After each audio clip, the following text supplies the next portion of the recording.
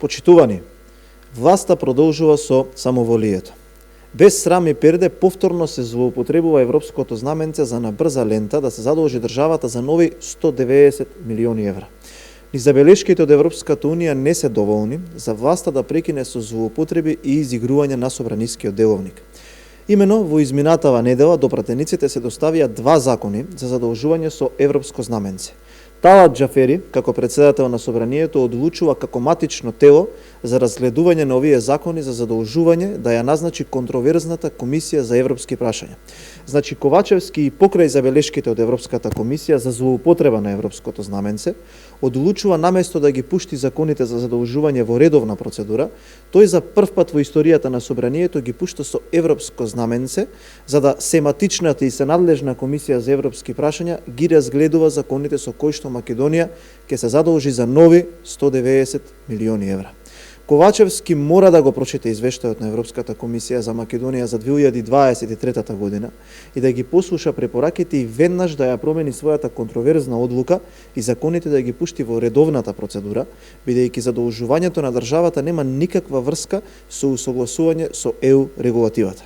Почитувани, Македонија е во должничко робство и секојдневно се задолжува за да може да ги сервисира своите обврски за плати, пензии, социјална помош, стипендии.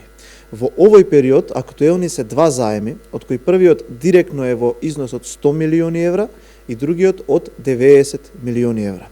До крајот на 2023 година, освен овие два кредита, до Собранието ќе стигнат уште задолжувања, со што државата ќе се задолжи за 500 милиони евра, со што јавниот долг ќе биде 8,5 милиарди евра. Повторувам, Македонија до крајот на годината ќе се задолжи за нови 500 милиони евра и јавниот долг ќе изнесува рекордни 8,5 милиарди евра. Оваа година власта, за да ја покрие буџетската дупка, го воведе со солидарниот арач и од успешните фирми го покачи ДДВ-то на електричната енергија на 18% во услови на најголема инфлација, а исто така го покачи ДДВ и за јавници прехранбени производи.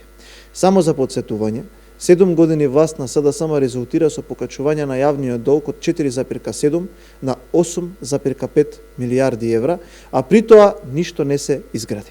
Добрата вест е што со секој изминат ден се ближиме до денот кога граѓаните на фер и демократски избори ќе одлучат за својата иднина и власта на СДСМ и ДУИ ќе биде казнета пошто ќе следи обнова на Македонија. Ви благодарам.